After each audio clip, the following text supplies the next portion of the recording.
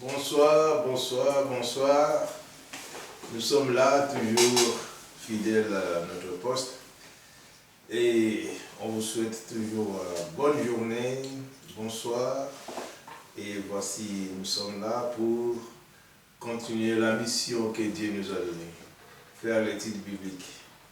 Avant tout, nous allons invoquer notre Dieu.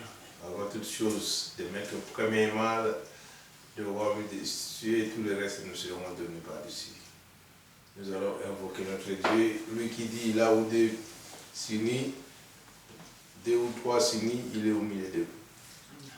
Alors, prions l'Éternel. Merci Dieu de nous accorder, Père Saint, le souffle de vie pour glorifier, Père Saint, ta parole, pour glorifier ta puissance, Père, pour faire montrer, Éternel Dieu, au monde que réellement tu vis. Seigneur, merci de nous avoir accordé encore la longévité pour ces travaux que nous avons commencé.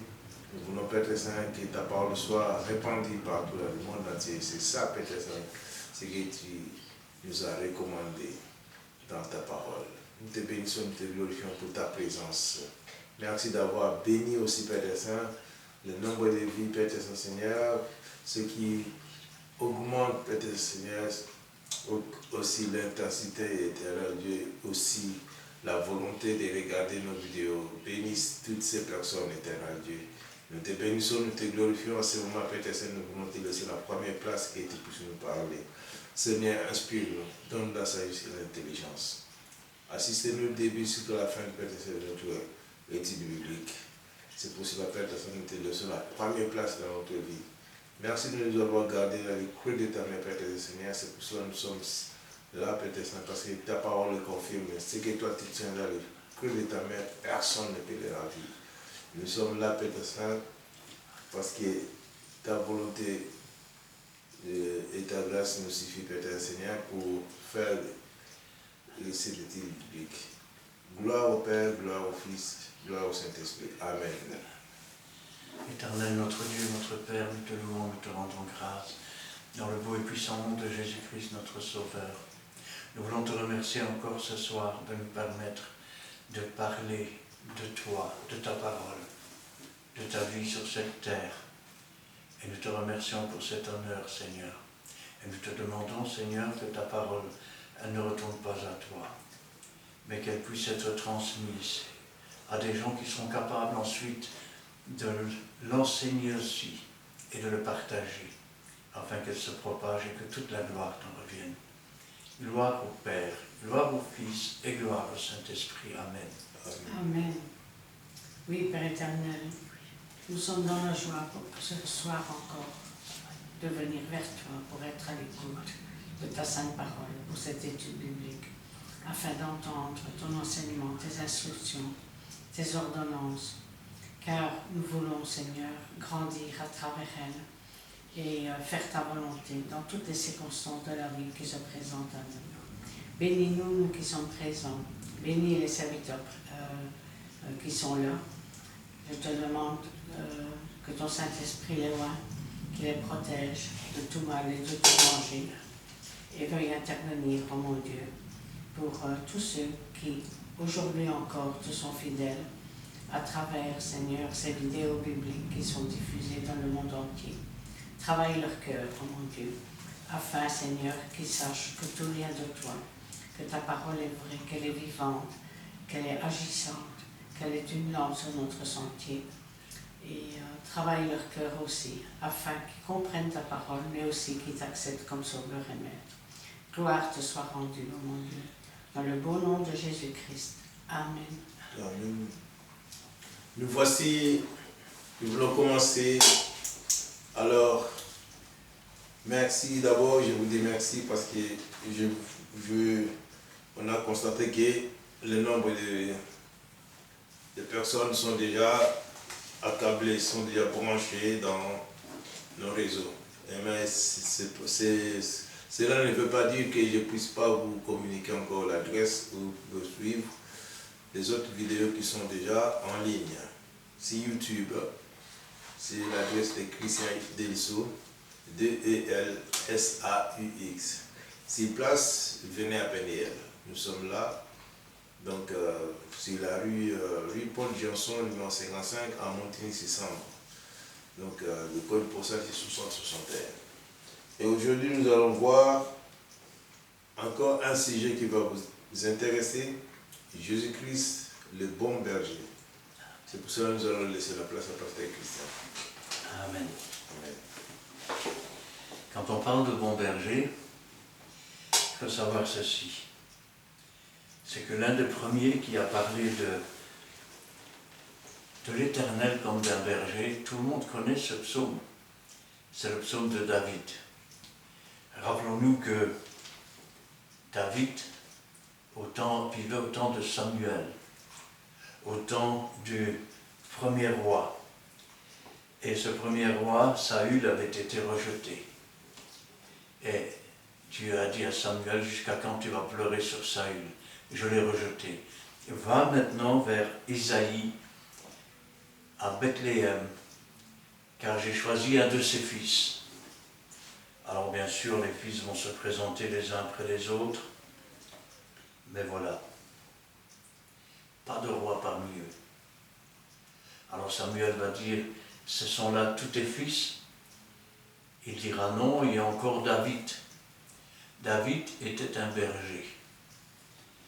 Quand il parlera à Saül, avant d'aller se battre contre Goliath et de lui couper la tête, il dira, lorsqu'un lion ou un ours attrapait une brebis, je l'arrachais de sa gueule. Ça veut dire qu'il ne craignait personne.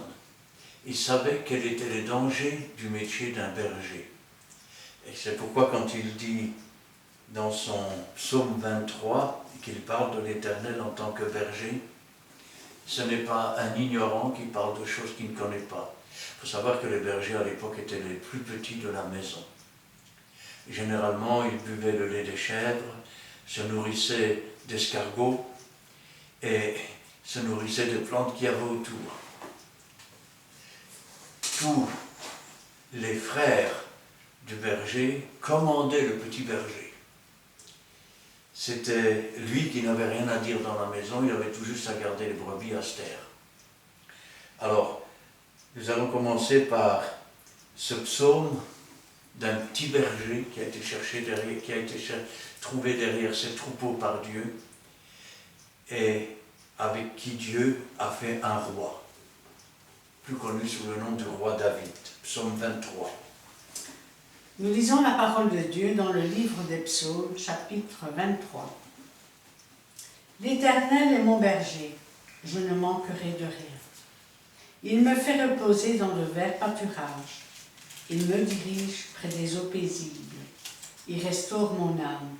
Il me conduit dans les sentiers de la justice à cause de son nom. Quand je marche dans la vallée de l'ombre de la mort, je ne crains aucun mal, car tu es avec moi. Ta houlette et ton bâton me rassurent. Tu dresses devant moi une table en face de mes adversaires. Tu oins d'huile ma tête et ma coupe déborde. Oui, le bonheur et la grâce m'accompagneront tous les jours de ma vie, et j'habiterai dans la maison de l'Éternel jusqu'à la fin de mes jours. Amen. Les paroles d'un petit berger. L'Éternel est mon berger, et regardez ce qu'il dit tout de suite après. Et je ne manquerai de rien. Lui qui est un berger, lui qui connaît la difficulté de garder un troupeau à cause des bêtes sauvages, à cause des serpents parfois dans les prairies, il dit, l'Éternel est mon berger, alors je crains rien. Je n'ai plus rien à craindre. Il me fait reposer dans les verts pâturages. Il me dirige près des eaux paisibles, il restaure mon âme, il conduit dans les sentiers de la justice à cause de son nom. Voilà un psaume qui a parfois pris dans les enterrements. Quand je marche dans la vallée de l'ombre de la mort, je ne crains aucun mal. David, rappelez-vous, était prophète. Et il savait qu'un jour, Dieu allait délivrer les hommes. Il savait que l'onction de l'Esprit allait être sur les hommes. Il savait que les hommes allaient marcher dans la vallée de l'ombre de la mort. Qu'est-ce que la vallée de l'ombre de la mort? C'est une ombre des choses qui est à venir. Ça veut dire que ce n'est pas l'exacte représentation. Ça veut dire aussi que quand il dit « quand je marche dans la vallée de l'ombre de la mort », il dit « quand je marche dans un monde qui est sans Dieu, qui est perdu et qui est condamné à la mort à cause de ses péchés, de ses offenses. » Et regardez ce qu'il ajoute.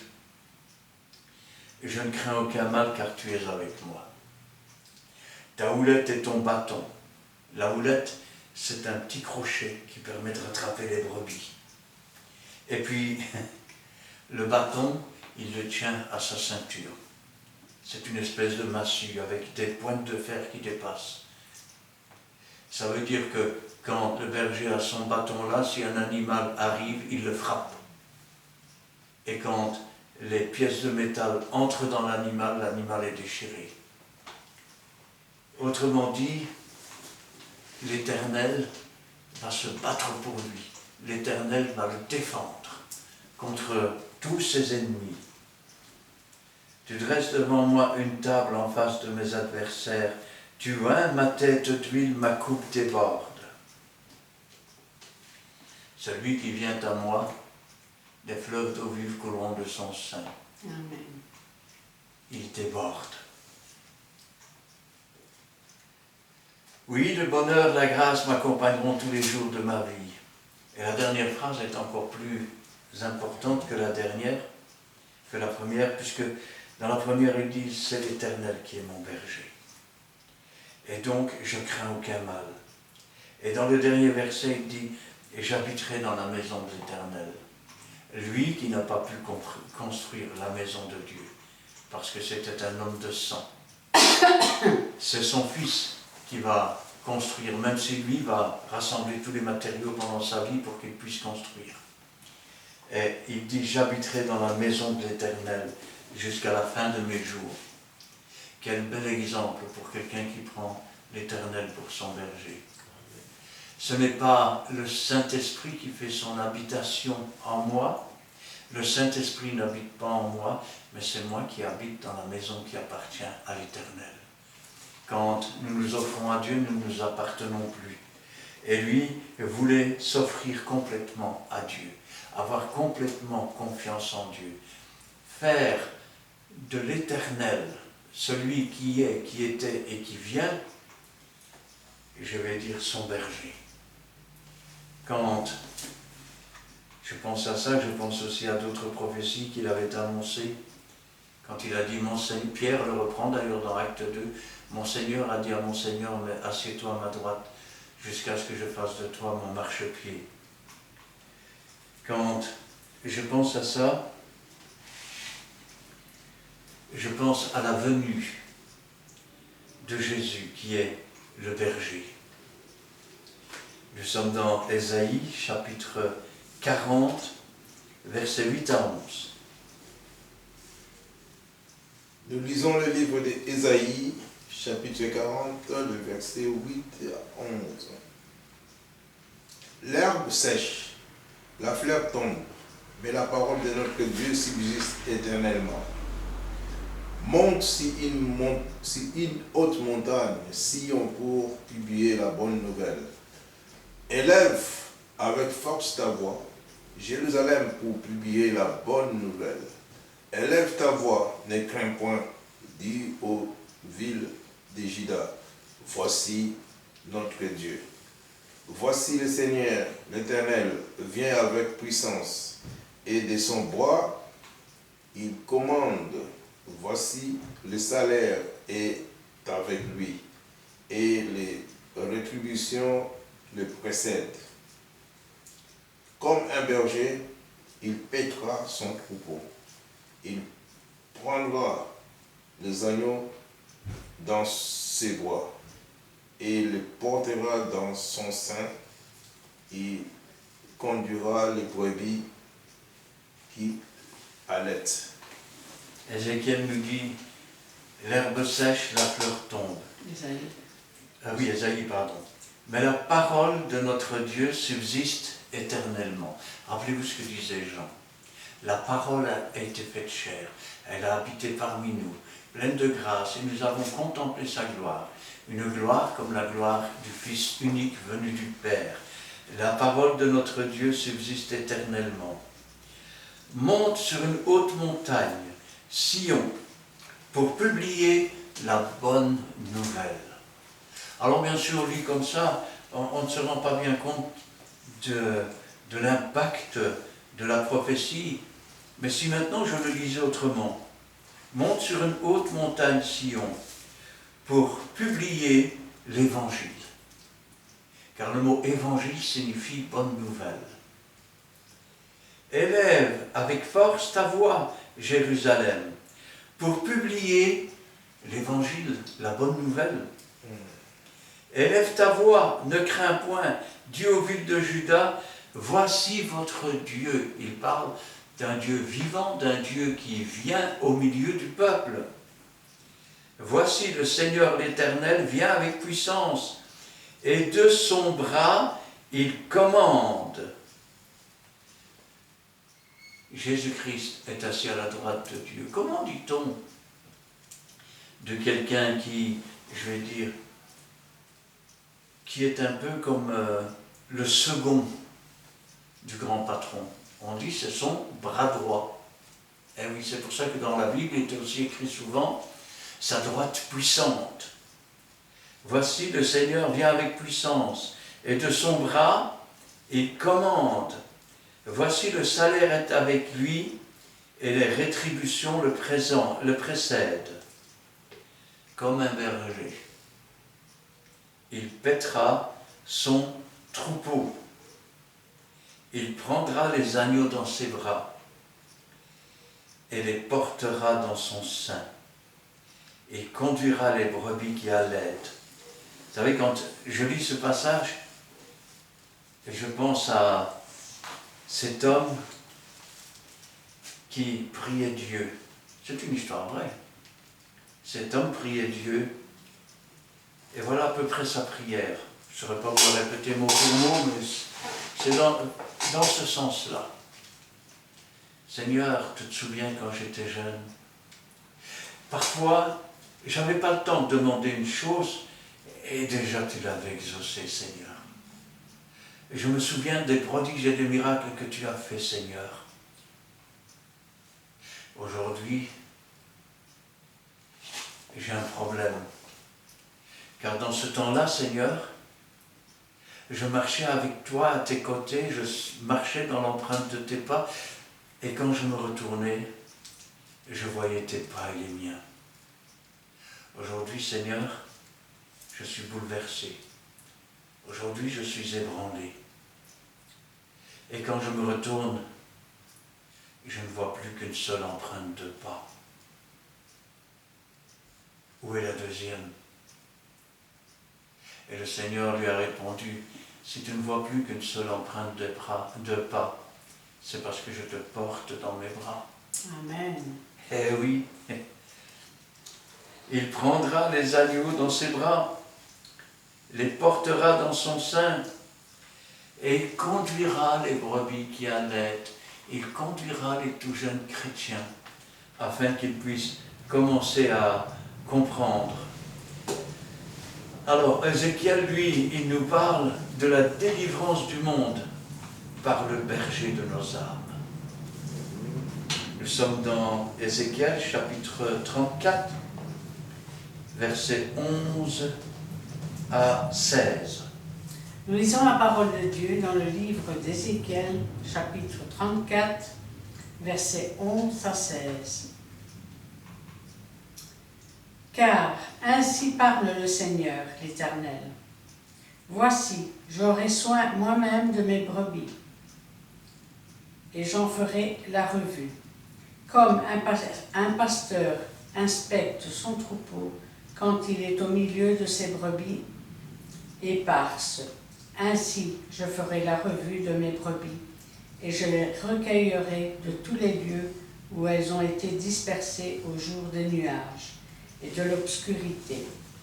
Je les retirerai d'entre les peuples, je les rassemblerai des diverses contrées, et je les ramènerai dans leur pays. Je les ferai paître sur les montagnes d'Israël, le long des ruisseaux et dans tous les lieux habités du pays. Je les ferai paître dans un bon pâturage, et leur demeure sera sur les montagnes élevées d'Israël.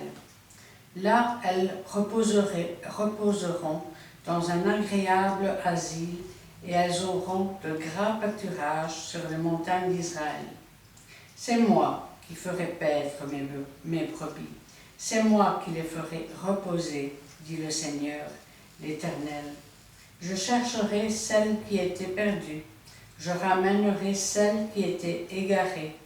Je panserai celle qui est blessée, et je fortifierai celle qui est malade. Mais je détruirai celles qui sont grasses et vigoureuses. Je veux les paître avec justice. Amen. Amen. Ainsi parle le Seigneur l'Éternel. Voici, j'aurai soin moi-même de mes brebis, et j'en ferai la revue. Il n'y a qu'un seul nom qui a été donné par lequel nous puissions être sauvés, savoir Jésus. Amen. C'est lui, je vais dire, qui a soin de nous. Nous ne pouvons pas nous appuyer sur un homme. S'appuyer sur un homme, c'est s'appuyer sur un roseau qui est brisé. Et s'appuyer sur un roseau qui est brisé, c'est se blesser la main. C'est pas moi qui le dis, c'est marqué dans la Bible.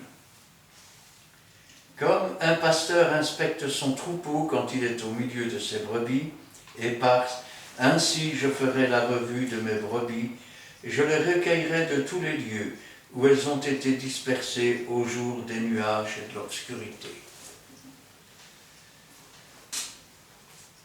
On parle ici, bien sûr, d'Israël qui a été dispersé, que Dieu a ramené dans son pays, mais on parle aussi de nous. Rappelez-vous ce que dira Jésus, j'ai encore d'autres brebis qui ne sont pas de ce pâturage.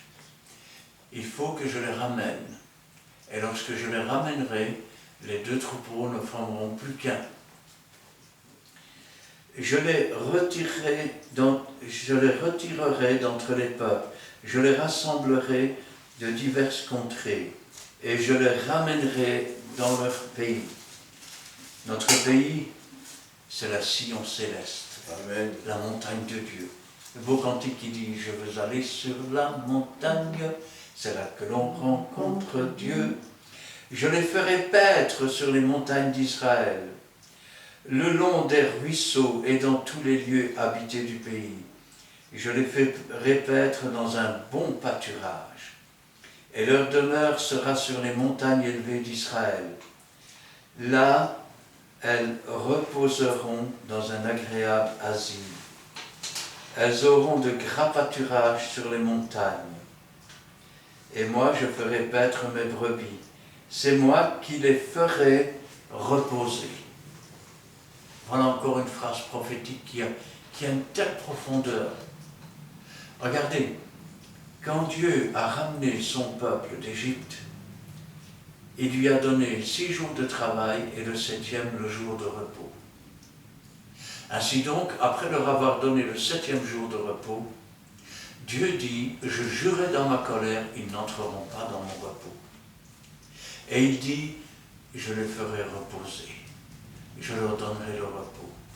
Car le véritable repos, c'est quand Jésus dit, je vous donne ma paix, je vous laisse ma paix, je ne vous donne pas comme le monde. Cette paix qui surpasse toute intelligence et qu'il voulait donner, c'est le Saint-Esprit. Le Saint-Esprit qui était en lui. Et c'est pour ça qu'il est dit aussi, laissez reposer celui qui est rempli du Saint-Esprit. Il est dit ici, c'est moi qui ferai paître mes brebis, c'est moi qui les ferai reposer. C'est Jésus qui baptise du Saint-Esprit. Dit le Seigneur l'Éternel, je chercherai celle qui était perdue. Nous étions tous des brebis perdues. Mais il a été frappé, humilié, afin que le châtiment qui nous donne la paix soit tombé sur lui. Et c'est dans ces meurtrissures que nous avons la guérison. Je ramènerai celle qui était égarée. Eh oui, il arrive parfois qu'une brebis s'égare et qu'elle saute le mur. Alors, si elle n'a pas le temps de sauter le mur, rappelez-vous, la houlette, on l'attrape par le cou, on le ramène. Pour ceux qui ne savent pas, le chemin par lequel passent les brebis est un chemin étroit, resserré. Une muraille de chaque côté faite en pierre. En général, ce sont des cultivateurs qui enlèvent les pierres pour cultiver et qui font des petits murets avec. Une fois, deux fois, trois fois. Le véritable berger, quand il voit qu'il n'y a rien à faire avec sa brebis, il saute toujours le mur pour essayer de s'en aller à gauche, à droite. Le berger lui casse la patte. C'est cruel. Mais maintenant qu'elle a eu la patte cassée, elle n'arrivera plus jamais à sauter de l'autre côté du mur. Elle ne pourra pas se perdre, elle ne pourra pas se faire dévorer par le loup ou le lion qui cherche qui il va dévorer. C'est moi qui les ferai reposer, dit le Seigneur l'Éternel. Je chercherai celle qui était perdue, je ramènerai celle qui est égarée, je panserai celle qui est blessée. Il pense les blessures, il est le réparateur des brèches. Et je fortifierai celle qui est malade. Attention, il y a un avertissement aussi. Je détruirai celles qui sont grasses et vigoureuses. Il faut comprendre autrement.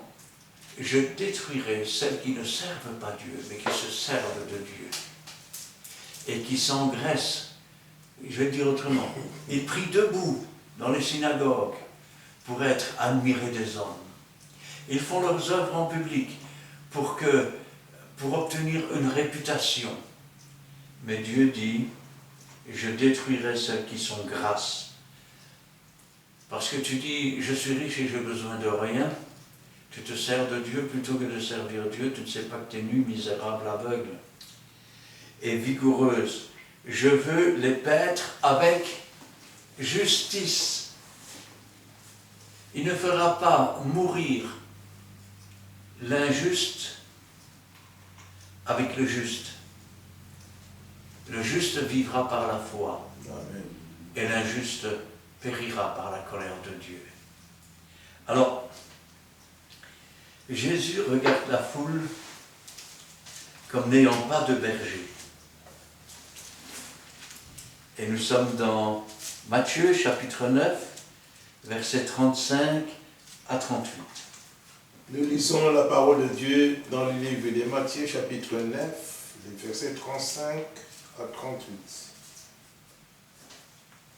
Jésus parcourait toutes les villes et les villages, enseignant dans les synagogues, prêchant la bonne nouvelle du royaume et guérissant toute maladie et toute infirmité. Voyant la foule, il fut ému de compassion pour elle, parce qu'elle était languissante et abattue, comme des brebis qui n'ont point de berger. Alors, il dit à ses disciples, la moisson est grande, mais il y a peu d'ouvriers. Priez donc le maître de la moisson d'envoyer les ouvriers dans sa moisson. Amen. Jésus regarde et il voit une foule qui est languissante. C'est-à-dire une foule qui n'a pas d'optimisme. Quelqu'un qui languit, c'est quelqu'un qui gémit. C'est quelqu'un qui se plaint. C'est quelqu'un qui n'est pas bien dans sa peau, qui n'est pas bien dans son être, qui n'est pas bien dans sa tête. Il le regarde et il voit cette foule qui est languissante, comme si elle n'avait pas de berger. Et puis, il leur dit, priez, car la moisson est grande et il y a peu d'ouvriers. Vous savez,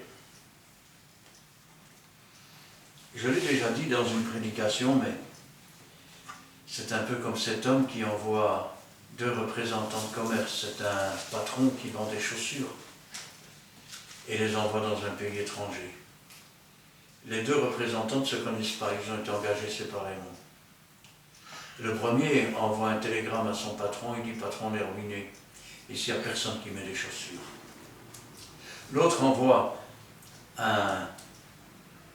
aussi un rapport à son patron et il lui dit, c'est la fortune patron, ici il n'y a encore personne qui a des souliers. Vous voyez, un qui travaille avec optimisme et l'autre qui est déjà défaitiste avant de commencer. Priez pour envoyer des ouvriers dans la moisson.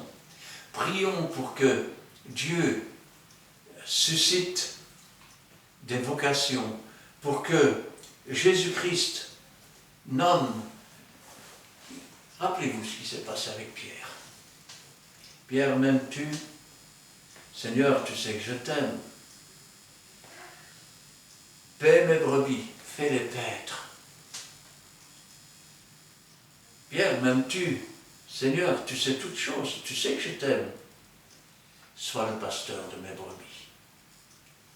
Dieu nomme des pasteurs. C'est-à-dire que les troupeaux appartiennent toujours à Dieu, comme les troupeaux d'Ésaïe appartenaient à Ésaïe, mais il a nommé quelqu'un pour les garder.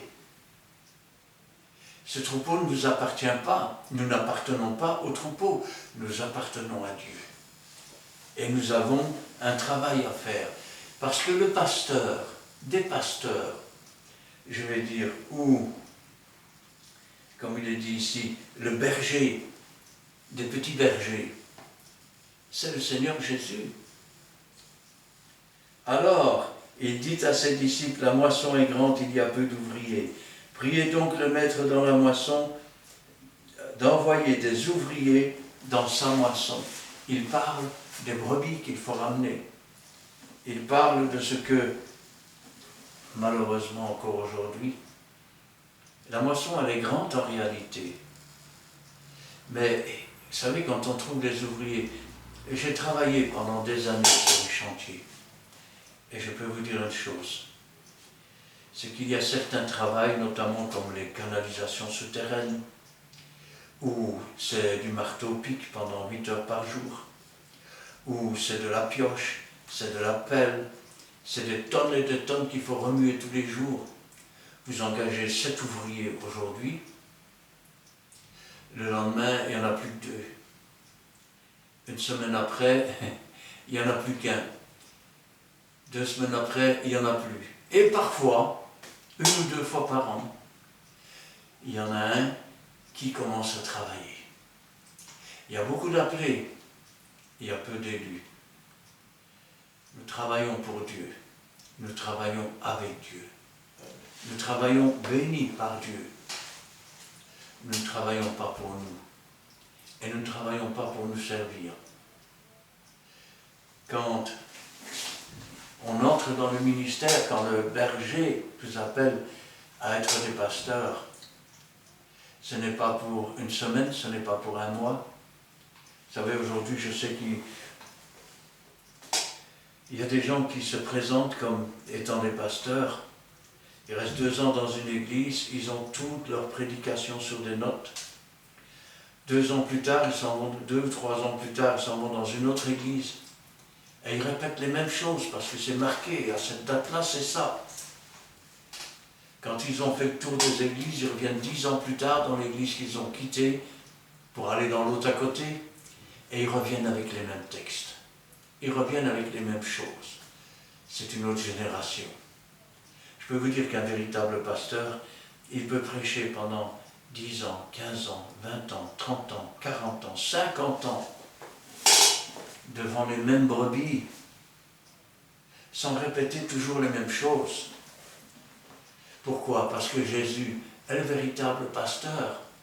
Et si nous ouvrons la bouche et que le Saint-Esprit la remplisse, alors nous n'aurons pas à chercher ce que nous avons à dire, parce que cela nous sera donné à l'heure même. Amen. Alors, Pierre exhorte les pasteurs à prendre soin des brebis du Seigneur. Attends, je suis au numéro 5, c'est ça? Oui. Ah, un petit instant, parce que là j'étais déjà au 6. Voilà, nous sommes dans 1 Pierre 5 5, versets 1 à 4. à 4. Nous lisons la parole de Dieu dans le livre de 1 Pierre, chapitre 5, versets 1 à 4. Voici les exhortations que j'adresse aux anciens qui sont parmi vous, moi, ancien comme eux, témoin des souffrances de Christ et participant de la gloire qui doit être manifestée. Paisez le troupeau de Dieu qui est sous votre garde, non par contrainte, mais volontairement, non pour un gain sordide, mais avec dévouement, non comme dominant sur ceux qui vous sont échus en partage, mais en étant les modèles du troupeau. Et lorsque le souverain pasteur paraîtra, vous obtiendrez la couronne incorruptible de la gloire. Amen. Amen. Pierre dit, voici l'exhortation que j'adresse aux anciens. Oui, les pasteurs sont parfois appelés des anciens aussi. Quand il est dit écrit à l'ancien de l'Église, c'est le pasteur. Voici l'exhortation que j'adresse aux anciens qui sont parmi vous, anciens comme eux, témoins des souffrances de Christ et participants de la gloire qui doit être manifestée.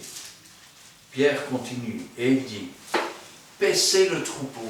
Autrement dit, soyez le pasteur et nourrissez le troupeau. Ne vous nourrissez pas vous-même. Ne vous repaissez pas vous-même. Si vous devenez une brebis grasse, rappelez-vous ce qui va arriver. Paissez le troupeau de Dieu qui est sous votre garde, non par contrainte. Pas parce que vous êtes obligé, pas parce qu'il faut bien, mais volontairement selon Dieu. Faites toutes choses comme pour le Seigneur et non pour les hommes. Amen. Non pour un gain sordide. On ne vient pas à l'évangile, on ne devient pas pasteur nommé par le Seigneur lui-même, tout ça pensant devenir riche. Ce n'est pas pour gagner quoi que ce soit, de l'argent ou des biens. Oh, je sais, il y a beaucoup aujourd'hui. Sœur, vous allez hériter, que vont devenir vos biens?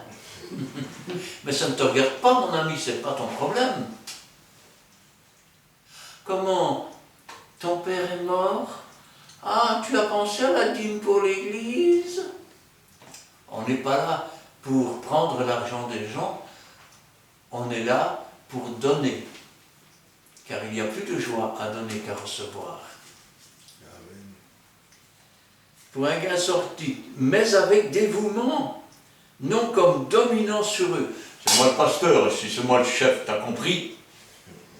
On dirait un macho marié qui dit à sa femme, ici c'est moi qui est maître, t'as compris, t'as rien à dire. Mais non comme dominant sur eux, sur ceux qui vous sont échus en partage, mais en étant des modèles du troupeau. Donnez l'exemple. Et lorsque le souverain pasteur, lorsque celui qui était, qui est et qui vient bientôt, lorsque le souverain pasteur paraîtra, vous obtiendrez la couronne incorruptible de la gloire. C'est une invitation. Nous souvenons que, même si on a reçu un ministère de pasteur, nous n'avons pas à être orgueilleux. Rappelons-nous que les brebis ne nous appartiennent pas, elles appartiennent à Jésus. Il nous les a confiées, ça veut dire qu'il nous a fait confiance. La question n'est pas de savoir si nous avons confiance en Dieu dans ce cas-là, mais la question est de savoir, est-ce que Dieu peut avoir confiance en nous? Il pouvait avoir confiance en Job. Et le malheur atteint souvent le juste, mais Dieu l'en délivre toujours. Alors, maintenant, ne méprisons pas les brebis du Seigneur. Et là, nous sommes dans Matthieu, chapitre 18, versets 10 à 14. Nous lisons la parole de Dieu dans le livre de Matthieu, chapitre 18, les versets 10 à 14.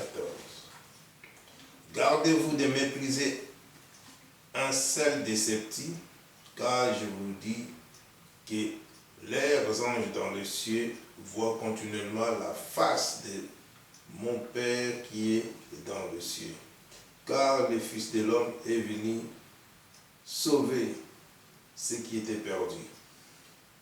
Que vous ensemble, si un homme a 100 brebis et que l'un d'elles s'égare, ne laisse-t-il pas les 99 sur les montagnes pour aller chercher celle qui s'est égarée? Et s'il la trouve, je vous le dis, en vérité, elle lui cause plus de joie que les 99 qui ne se sont pas égarés. De même, ce n'est pas la volonté de notre Père qui est dans les cieux qu'il se perd un seul de ces petits. Amen. Gardez-vous de mépriser. Gardez-vous de monter en orgueil au point de regarder les autres comme rien du tout. Gardez-vous de mépriser un seul de ces petits, car je vous le dis, leur ange dans les cieux voit continuellement la face de mon Père qui est dans les cieux. Rappelez-vous que l'ange de l'Éternel campe autour de ceux qui le craignent. Amen. Et qu'il les arrache au danger. Amen. Car le Fils de l'homme, c'est-à-dire Jésus-Christ, est venu pour sauver ce qui était perdu. Que vous en semble-t-il? Si un homme a 100 brebis et que l'une d'elles s'égare, voilà, c'est le berger et il a perdu une brebis. Ne laisse-t-il pas les 99 autres sur les montagnes pour aller chercher celle qui est égarée? Oui, je sais, dans vos Bibles, il est marqué 99, mais en Belgique, on dit 99. Je ne suis pas chauvin, hein, mais bon. Et s'il la trouve, je vous le dis en vérité, elle lui cause plus de joie que les 99 autres qui ne sont pas égarés. Rappelez-vous, il y a plus de joie pour un pécheur qui se repent que pour 1000 qui croient qu'ils n'ont pas besoin de repentance.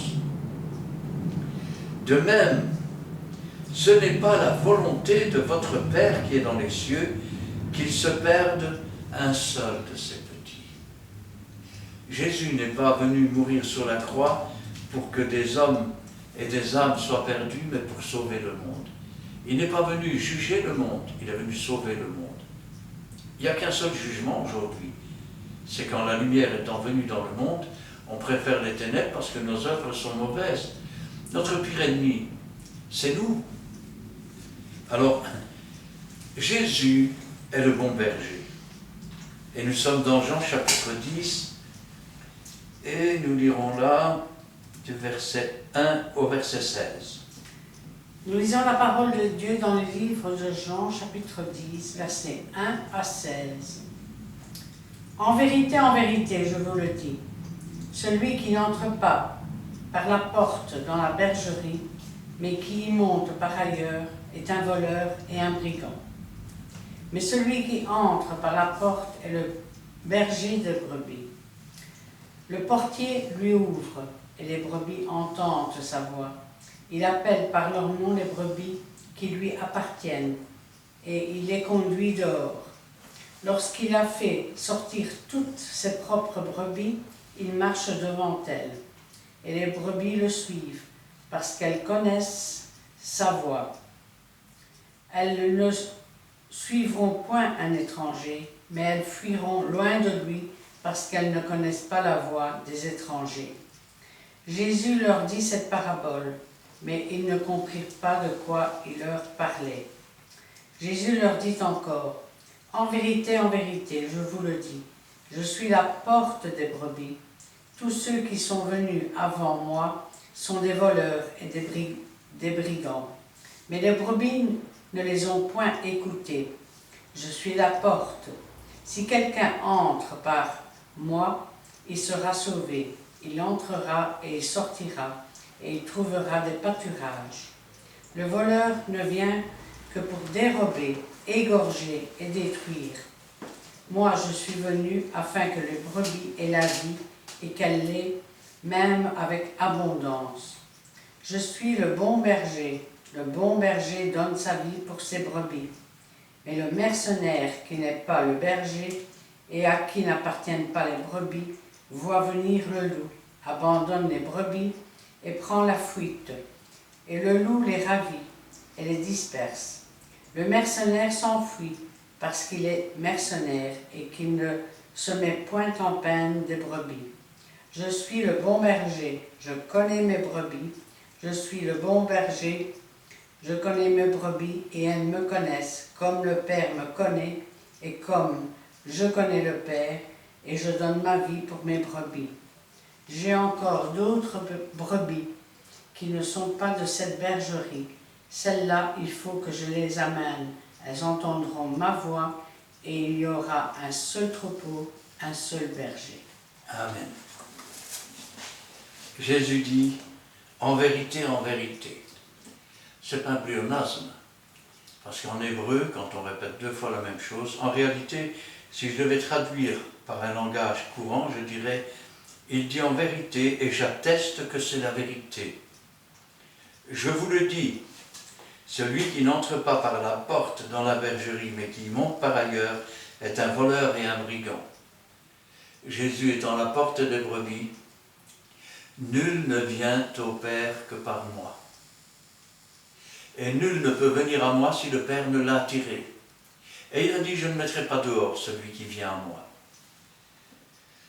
Mais celui qui entre par la porte est le berger de brebis. Le portier lui ouvre et les brebis entendent sa voix. Quand Dieu ouvre une porte, personne ne peut la fermer. Quand Dieu ferme une porte, personne ne peut l'ouvrir. Et je peux vous dire que tous ceux qui viennent avec des discours, quand Dieu ferme une porte, il ouvre une fenêtre. Moi je vous dis que quiconque monte par ailleurs et autrement que par la porte, c'est un voleur, c'est un brigand, il ne vient que pour égorger. Lorsqu'il a fait sortir toutes ses propres brebis, il marche devant elles et les brebis le suivent. Les véritables brebis suivent Jésus. Amen. Parce qu'elles connaissent sa voix, elles ne suivront point la voix d'un étranger. Elles connaissent la voix du Seigneur ou les voix du Seigneur. Certains diront les voix du Seigneur sont impénétrables, mais moi je vous dis que le Saint-Esprit donne la voie à suivre et conduit dans toute la vérité. Et Jésus est le chemin, la vérité, la vie et le bon berger. Elles ne suivront point un étranger, mais elles fuiront loin de lui parce qu'elles ne connaissent pas la voix des étrangers. Jésus leur a dit cette parabole, mais ils n'ont pas compris de quoi il parlait. Alors écoutez ce qu'il va dire. Jésus leur dit encore, en vérité, je vous le dis, je suis la porte des brebis. On ne peut entrer que par la porte. Jésus a dit, nul ne vient au Père que par moi. Tous ceux qui sont venus avant moi sont des voleurs, des brigands, mais les brebis ne les ont point écoutés. Je suis la porte des brebis, si quelqu'un entre par moi, il sera sauvé. Il entrera, il sortira, il trouvera des pâturages. Le voleur ne vient que pour dérober, égorger, détruire. Aujourd'hui, il y a encore des gens qui s'introduisent dans les églises pour voler, pour détruire. Ils viennent s'asseoir comme des hypocrites. Ah, c'est bien quand même, hein? Mais tu verrais dans mon église, oh, je crois que tu n'as jamais vu ça, tu devrais venir voir une fois avec moi. C'est vrai, tu sais. Parce que je sais pas, ça manque un peu ici de... Mais chez nous, hein, tu viens une fois chez nous, tu vas voir ça. Des voleurs, ils viennent pour détruire. Jésus dit, moi je suis venu afin que les brebis aient la vie et qu'elle l'ait en abondance. En abondance. Ah, mais je suis bien chrétien, mais je pourrais plus fumer, je pourrais plus boire, je pourrais plus vautrer dans la boue. C'est pas que tu ne pourras plus, tu n'en auras plus besoin. Tes chaînes et tes fers seront tombés, tu seras parfaitement libre. Jésus renvoie libre les opprimés. Elles ont la vie avec abondance. Je suis le bon berger. Jésus le dit lui-même, je suis le bon berger. Le bon berger donne sa vie pour ses brebis. Quand Jésus a dit ces mots, il n'était pas encore monté sur la croix du calvaire. Il n'avait pas encore versé son sang. Pourtant, il leur a dit, il faut que le Fils de l'homme souffre beaucoup et qu'au troisième jour il ressuscite. Un jour, des gens demandaient un miracle. Il leur a dit, il vous sera donné d'autres miracles que le miracle de Jonas. Comme Jonas a été 3 jours et 3 nuits dans le ventre du grand poisson, le Fils de l'homme sera 3 jours et 3 nuits dans le ventre de la terre. Il parlait de sa mort et de sa résurrection. Je suis le bon berger. Le bon berger donne sa vie pour ses brebis. Quand on parle du bon berger, laissez-moi vous dire que ce n'est pas un crucifix. Vous savez, les crucifix, vous prenez un crucifix du Moyen-Âge et vous avez un Jésus avec une coupe à peu près comme ça, avec des cheveux jusque-là. Vous prenez un crucifix, je vais dire, du temps de Louis XIV, il a une chevelure tout ondulée jusqu'on ne sait pas où. Hein. En réalité, il n'y a personne qui peut dire à quoi ressemblait réellement Jésus. Il n'y a personne qui sait, je vais dire, si je devais le décrire aujourd'hui, je dirais, il n'avait rien pour attirer le regard. Donc il était semblable à tout juif, probablement pas mal bronzé, puisqu'il était toujours dehors. On peut dire qu'il devait être probablement coiffé comme ces hommes-là. Rappelez-vous ce que dit l'apôtre Paul, il est honteux pour un homme d'avoir les cheveux longs. Ah oui, donc il ne devait pas avoir les cheveux si longs que ça. Et enfin, pour ce qui est de son visage, jamais un peintre n'a peint Jésus de son vivant. Il n'y avait pas d'appareil photo, il n'y avait pas de caméra, donc on ne sait pas exactement à quoi se ressemblait son visage. Je peux même vous dire autre chose. Il est marqué dans la Bible, lorsque je suis venu à vous, vous ai-je montré un visage. Je peux vous dire que j'ai vu Jésus, comme un bloc de cristal transparent. Jamais je n'ai vu les traits de son visage. Alors, si quelqu'un a vu les traits de son visage, qu'il me le prouve, parce que Jésus ne montre jamais son visage. En tout cas, jamais les traits de son visage. Où étais-je? Ah oui. Tous ceux qui sont venus avant moi sont des voleurs, des brigands, mais les brebis ne les ont point écoutés. Je suis la porte, si quelqu'un entre par moi, il sera sauvé. Il entrera, il sortira, il trouvera des pâturages. Le voleur ne vient que pour dérober, égorger, détruire. Moi je suis venu afin que les brebis aient la vie et qu'elles soient dans l'abondance. Je suis le bon berger donne sa vie. Mais le mercenaire, celui qui travaille pour un gain sordide, rappelez-vous, celui qui ne fait ça que, vous savez, c'est un peu comme ces gens qui aujourd'hui se font pasteurs pour être payés par l'État, comme ça ils sont sûrs de ne pas être au chômage. Hein. Et l'État paye bien, sauf qu'ils ne sont plus ouvriers de Dieu, ils sont ouvriers de l'État. Mais le mercenaire qui n'est pas le berger, et à qui n'appartiennent pas les brebis, voit venir le loup, abandonne les brebis, prend la fuite, le loup les ravit et les disperse.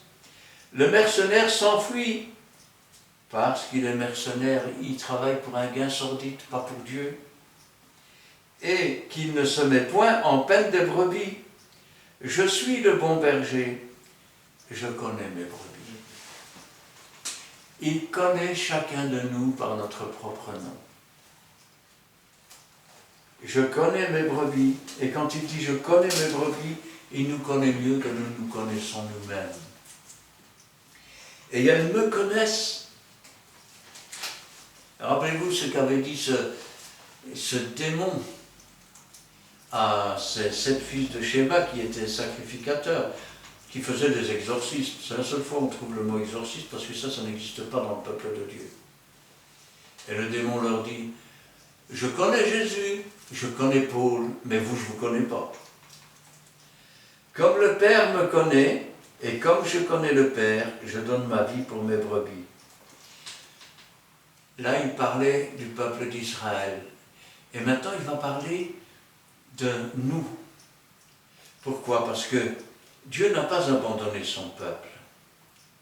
Mais il s'est tourné vers les nations pour susciter la jalousie d'Israël.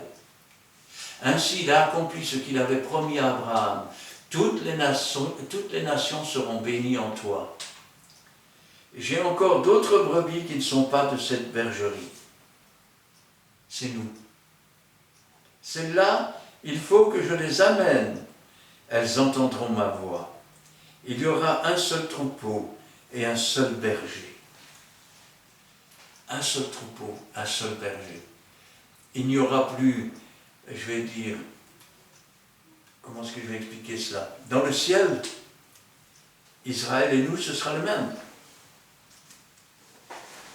Maintenant, nous pouvons continuer au verset 27 jusqu'au verset 29. Nous continuons dans le livre de Jean, chapitre 10, versets 27 à 29. Mes brebis entendent ma voix, je les connais et elles me suivent. Je leur donne la vie éternelle et elles ne périront jamais, et personne ne les ravira de ma main. Mon Père, qui me les a donnés, est plus grand que tous, et personne ne peut les ravir de la main de mon Père. Amen. Mes brebis, c'est les brebis qui ont été données par Dieu à Jésus. Il est le pasteur. Elles entendent ma voix. Je les connais, je les connais et elles me suivent. Elles suivent Jésus. À quoi reconnaît-on un véritable enfant de Dieu, de quelqu'un qui simule? Une véritable brebis et un bouc, si je peux parler comme cela. La brebis entend les paroles du Seigneur. Le bouc dit, il ne faut pas tout prendre à la lettre, ce n'est pas si important que ça. Et puis, oui, je sais bien, tu écris ça, mais moi je pense que,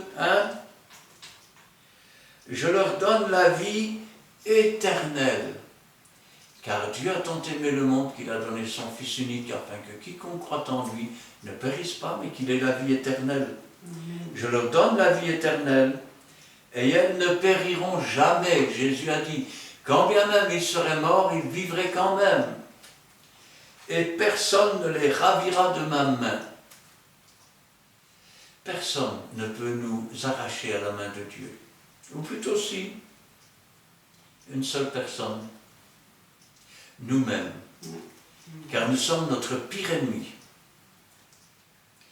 Mon Père qui me les a donnés est plus grand que tous et que tout. Il est, je vais dire, celui par qui, en qui, toutes choses se font. Et personne ne peut les ravir de la main de mon Père. Nul ne peut venir à Jésus si le Père ne l'a attiré à Jésus. Et Jésus ne mettra pas dehors celui qui vient à lui. Et personne ne pourra le ravir de sa main. Amen. Amen. La résurrection du bon berger maintenant. Nous sommes dans Hébreux, chapitre 13, versets 18 à 21. Nous lisons la Bible dans le livre de Hébreux, chapitre 13, les versets 18 à 21. Priez pour nous, car nous croyons avoir une bonne conscience, voulant en toutes choses nous bien conduire. C'est avec instance que je vous demande de faire, afin que je vous sois rendu plus tôt. Que le Dieu de paix, qui a ramené entre les morts le grand pasteur des brebis, par le sang d'une alliance éternelle, notre Seigneur Jésus-Christ, vous rende capable de toute bonne œuvre pour l'accomplissement de sa volonté, et fasse en vous ce qui lui est agréable par Jésus-Christ, auquel soit la gloire au siècle des siècles. Amen. Amen. Priez pour nous, car nous croyons avoir une bonne conscience, voulant en toutes choses nous bien conduire.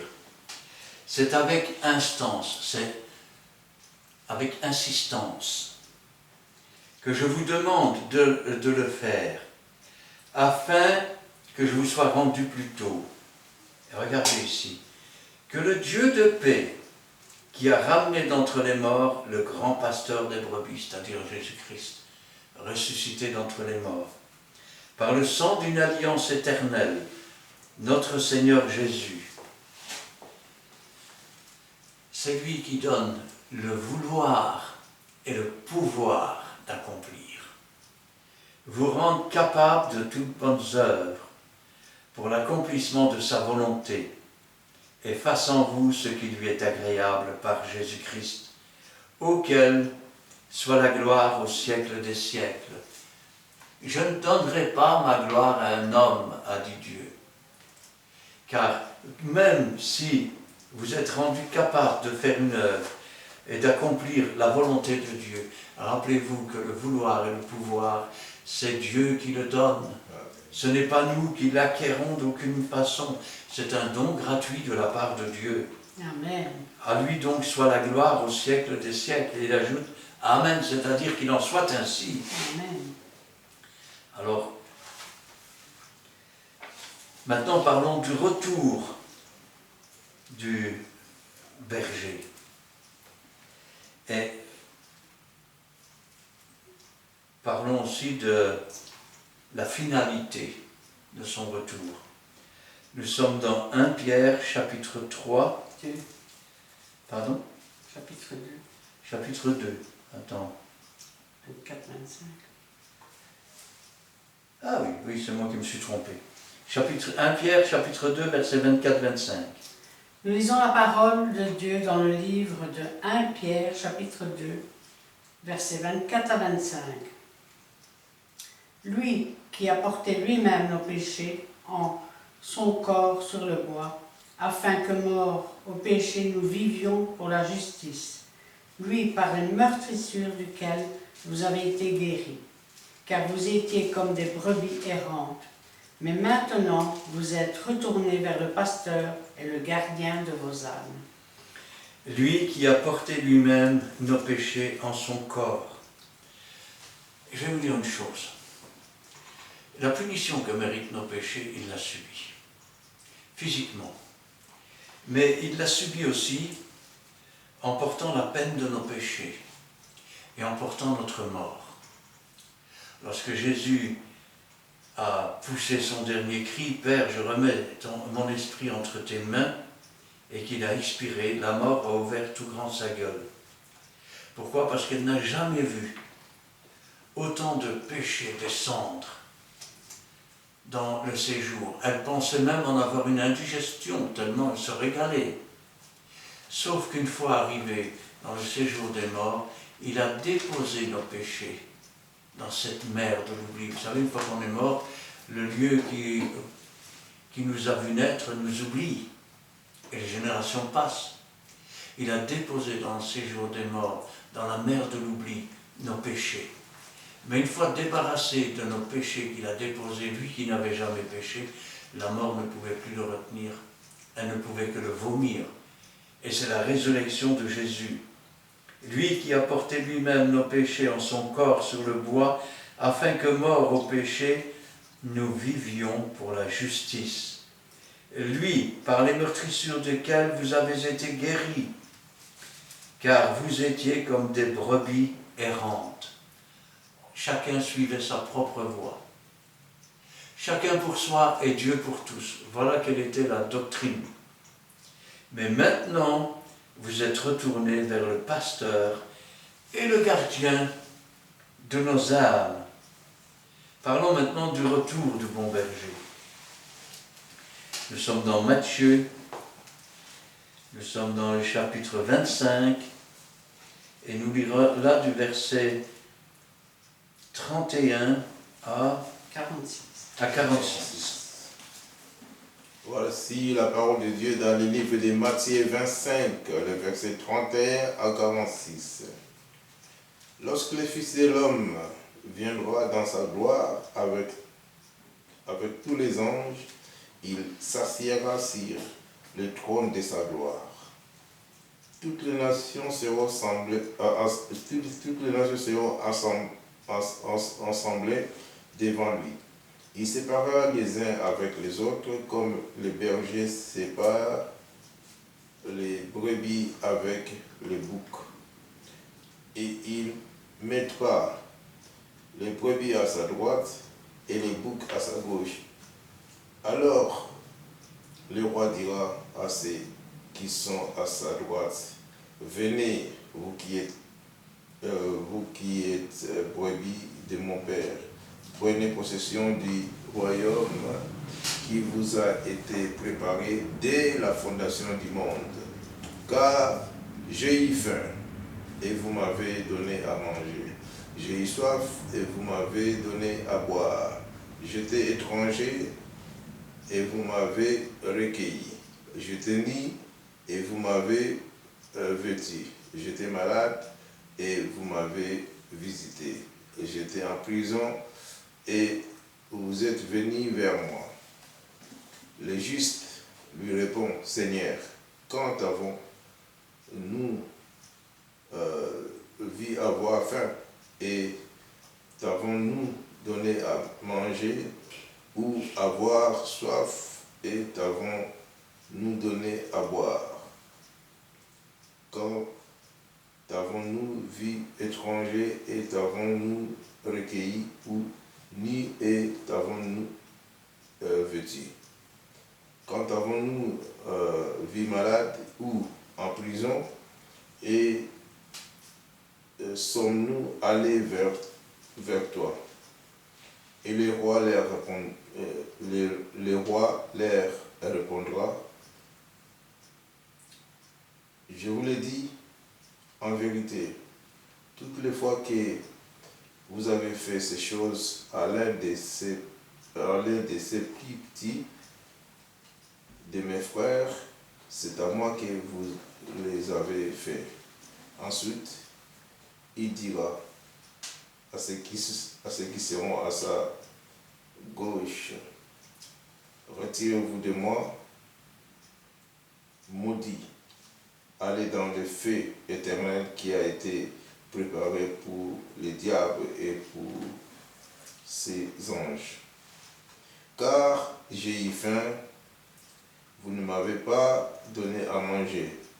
J'ai eu soif, et vous ne m'avez pas donné à boire.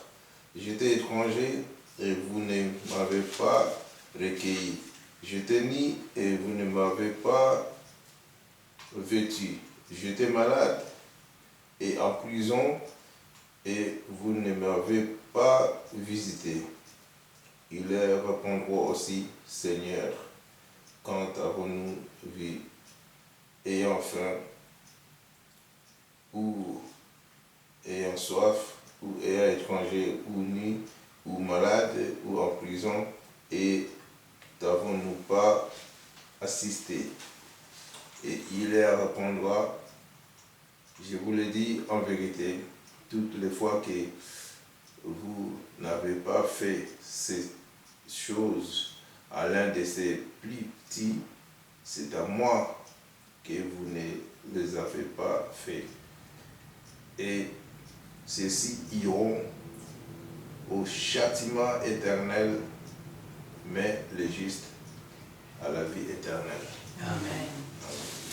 Lorsque le Fils de l'homme viendra, lorsque le souverain pasteur viendra, lorsque le berger, le grand berger viendra, il viendra dans sa gloire avec tous les anges, il va s'asseoir sur son trône, le trône de sa gloire, et toutes les nations seront rassemblées. C'est lors de la seconde résurrection après le millénium. Devant lui. Alors, il va séparer les uns d'avec les autres. Et regardez, comme le berger sépare les brebis d'avec les boucs, il mettra les brebis à sa droite et les boucs à sa gauche. Alors, quelle est la particularité d'un bouc? Eh bien, un bouc, il boit sa propre pisse. Je vais le dire autrement. L'enfant de Dieu boit les torrents d'eau vive. Et les torrents d'eau vive coulent de son sein. Le bouc, il se repaît lui-même de ses propres centres. Il s'invente sa propre doctrine parce qu'il ne se soumet pas au Saint-Esprit. Ce qu'il engendre à l'intérieur de lui-même, il le présente comme les torrents d'eau vive et c'est de la pisse de bouc. Et il boit lui-même ce qu'il conçoit. Voilà pourquoi il parle de bouc. Et puis, il va mettre ses brebis à sa droite, les boucs à sa gauche. Puis il va dire à ceux qui sont à sa droite, « Venez, vous qui êtes bénis de mon Père, prenez possession du royaume qui vous a été préparé dès la fondation du monde. » Et il va leur donner, c'est-à-dire il va argumenter son jugement. Et l'argument, on pourrait le résumer en un mot. Vous avez fait les œuvres que j'avais préparées d'avance pour vous. Et donc, vous avez marché dans les traces que j'avais mises pour vous. Et c'est ainsi que vous avez fait pour les plus petits des miens. Et tout ce que vous avez fait aux plus petits des miens, c'est à moi que vous l'avez fait. Amen. Parlons maintenant des boucs. Du verset 41. Ensuite, il dira à ceux qui seront à sa gauche, « Retirez-vous de moi, maudits, allez dans le feu éternel qui a été préparé pour le diable et pour ses anges. » Et puis, il va argumenter. Si je devais traduire ou réduire tout ce qu'ils disent qu'ils n'ont pas fait, je dirais ils n'ont pas marché selon l'esprit. Ils se sont laissés incliner par leur propre chair. Ils ont fait ce qu'ils pensaient être de bonnes actions, mais que Dieu n'avait pas préparé, que Dieu n'avait pas demandé, et là où Dieu avait préparé, ils ne sont pas entrés. Alors toutes les fois qu'ils n'ont pas fait ce que Dieu avait préparé, c'est à Jésus qu'ils ne l'ont pas fait. Et ceux qui iront, voilà, et c'est à moi que vous ne les avez pas faites, et ceux-ci iront au châtiment éternel. Mais les justes à la vie éternelle. Vous pouvez vous appuyer sur des doctrines d'hommes. Vous savez, je connais des gens, ils lisent des livres qu'on appelle des livres chrétiens. Pour les trois quarts, je dirais que c'est des livres de crétins. Parce qu'il y a peut-être 5 pages qui sont intéressantes, et puis il y a ce petit croche-pied qui fait qu'on n'atteindra jamais le Saint-Esprit. Tenez, par exemple, je me souviens, il y avait un homme, il avait près de 90 ans. Et un jour, j'arrive le voir, et il pleurait quasiment. Il dit, je n'allais jamais être sauvé. Je dis, mais pourquoi? Il me dit, regarde ce qui est marqué dans le livre de T.L. Osborne. J'ai lu ça, je l'ai regardé, et puis je lui ai parlé de ce que la Bible disait. J'ai dit, c'est ce livre qui est la parole de Dieu, ou c'est la Bible? Alors il a compris. Quand je pense à cela, je dis, Seigneur, aide-nous, au lieu de nous laisser séduire par des livres faits par des auteurs dont on ne sait même pas s'ils sont l'esprit ou pas, hein. Voilà le livre qui a été rédigé avec la puissance du Saint-Esprit. Amen. Le livre qui a été rédigé selon les paroles que Dieu lui-même a mis dans la bouche de ses serviteurs, les prophéties que Dieu accomplit. Nous n'avons pas besoin d'un autre livre. Que pouvez-vous rajouter? Oui, vous pourriez rajouter un évangile. Alors contentez-vous de raconter ce que Dieu a fait pour vous dans votre vie. Et pas essayer de mettre des doctrines qui n'existent pas. Car alors, vous perdez le statut de brebis, vous devenez un bouc. Le Saint-Esprit ne peut plus vous conduire. Vous buvez votre propre pisse, Et puis, le moment venu, eh bien, Dieu dira, allez au châtiment éternel réservé pour le diable et pour ses anges. Ou ses démons, si vous préférez, anges déchus. Restons des brebis du Seigneur, sachant que le Seigneur est le berger des bergers. Il est le souverain berger, il est le roi berger. Il est celui qui est, qui était et qui vient. Il est le chemin, la vérité et la vie. Le chemin est étroit, il est resserré. Il y en a beaucoup qui prennent le chemin large et spacieux. Ce sont des boucs. Étroit, resserré le chemin qui mène à la vie. Peu sont ceux qui le trouvent, car il y a beaucoup d'appelés et peu d'élus. Devenez un élu plutôt qu'un appelé. Prenez Jésus comme berger. Alors, vous comprendrez comment le Seigneur entend vos prières. Vous verrez aussi comment parfois il peut vous diriger dans une voie que parfois vous vous demanderez, mais pourquoi Seigneur, comme ça?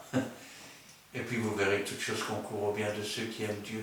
Amen. Et que même Jésus a appris par les choses qu'il a souffert, l'obéissance et la foi, nous montrant ainsi un exemple. Parce que même si le malheur atteint souvent le juste, l'Éternel l'en délivre toujours parce qu'il est le véritable berger et qu'il donne sa vie pour ses brebis. Amen. Amen. Amen. Gloire à toi, Seigneur Jésus-Christ. Amen. Alléluia. Alléluia. Amen.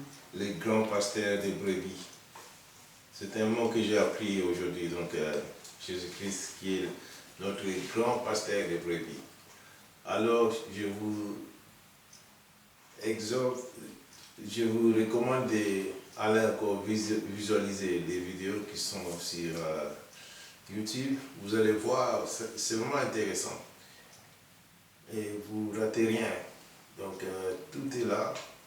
Et je vous donne les adresses. Et venez sur place et vous ne serez pas dessus. Nous faisons ce que Dieu nous a mis à cœur de faire. Donc voilà. Venez quand même nous découvrir là où nous sommes. Et nous faire encore une découverte par rapport aux vidéos que nous diffusons. Vous allez vraiment vous intéresser. Donc voilà. C'est l'adresse de Christian Delso qui est sur YouTube. DELS. AUX, et ces places venaient à Péniel. Nous sommes une église évangélique, la fraternité évangélique de Pentecôte, Péniel. Nous sommes à Charleroi, sur la rue Paul Johnson, numéro 55, à Montigny-sur-Sambre, 6061. Venez, vous ne serez pas dessus. Nous avons commencé par une prière, nous pourrons clôturer par une prière. Prions l'Éternel. Nous te bénissons, nous te glorifions. Merci Père Seigneur. Merci pour ta présence, les grands pasteurs des brebis. C'est toi, éternel Dieu, le plus grand des grands, éternel Dieu.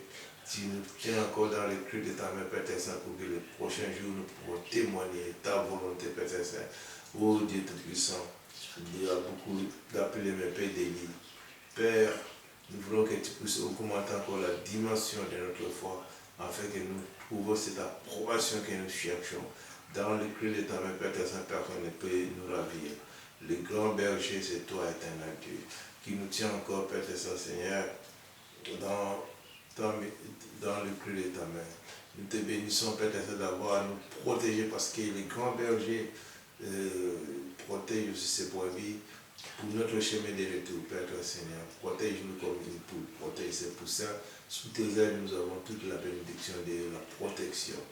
Protège aussi des poids ou de nos familles, parce que la parole de Dieu confirme ta main n'est pas courte, Père Saint, pour sauver, même à l'étranger. Nous te sanctifions, éternel Dieu, et tes oreilles ne sont pas sourdes pour ne pas écouter nos prières. C'est pour cela, éternel Dieu, nous savons que tu es là, au cœur de nos vies. C'est toi qui nous fais ranimer encore notre premier amour, parce que la parole de Dieu confirme la joie de l'éternel sera notre force. Merci Dieu Tout-Puissant de nous avoir donné cette force pour continuer. Et Père, nous ne manquerons pas à te témoigner dans les jours à venir. Gloire au Père, gloire au Fils et gloire au Saint-Esprit. Amen. Amen. Oui, éternel, notre Dieu, notre Père, sois loué, sois exalté, sois glorifié dans le beau et puissant nom du véritable berger, de celui qui est, qui était, qui vient, de notre Seigneur Jésus-Christ, ressuscité d'entre les morts, assis à la droite de Dieu, qui vient bientôt nous prendre avec lui. Béni sois-tu et gloire à toi, Seigneur. Nous n'avons que des mots, tu as l'Esprit, Seigneur. Alors maintenant, souffle ton Esprit, afin qu'il puisse comprendre, afin, Seigneur, qu'il puisse grandir, afin que ta parole puisse se propager et que toute la gloire t'en revienne. Car toi, tu es le même hier, aujourd'hui, éternellement. Il n'y a aucune variation, ni ombre de variation. Toi, Seigneur, ce que ta bouche dit tombera l'accompli. Tu es le même hier, aujourd'hui, éternellement. Alors que ta volonté soit faite et que toute la gloire t'en revienne.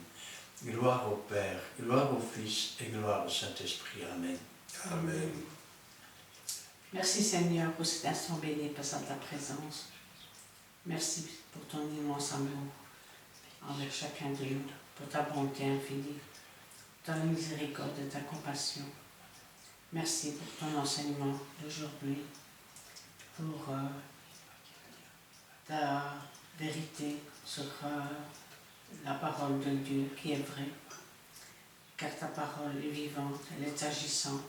Et aujourd'hui, tu nous rappelles, tu nous exhortes à rester sur le bon chemin, à être tes brebis, à te rester fidèle dans les petites choses comme dans les grandes choses, afin, Seigneur, de toujours être assis à ta droite. Car tu es le bon berger, tu es le berger des bergers. C'est toi qui prends soin de toutes tes brebis sans exception. Et tu es le grand pasteur des brebis. Et en toi nous avons confiance, car nous entendons ta voix et nous reconnaissons ta voix. Et nous voulons te suivre jusqu'au bout, afin de mériter cette couronne que tu nous prépares, afin d'entrer dans ton royaume. Interviens aussi, Seigneur, pour chacun de nous qui sommes là. Bénis-nous abondamment, bénis tes serviteurs présents.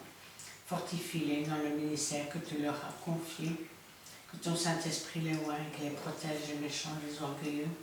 Mais je te remets tout un chacun, tous ceux qui te sont fidèles, à chaque étude biblique, qui visionnent cette vidéo, Seigneur, qui entendent ta voix, qui écoutent ta parole, travaillent leur cœur, afin qu'ils puissent comprendre ta parole, mais surtout la mettre en pratique.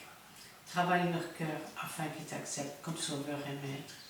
Et je te remercie pour tout ce que tu feras. Dans le bon nom de Jésus-Christ. Amen. Amen. Nous voici arrivés à la fin. Et vraiment, je vous encourage donc à faire entrer cette vidéo dans vos familles, assis dans vos maisons, donc regardez et commentez. Et vos commentaires, cela nous va faire avancer encore pour avoir encore des sujets pour préparer et en faire des études bibliques. Et je vous salue tous dans le nom de notre grand pasteur des brebis, Jésus-Christ de Nazareth, que Dieu a ressuscité entre les morts. Il est vivant, il est ressuscité. Amen. Et quant à nous, aujourd'hui, on vous dit au revoir.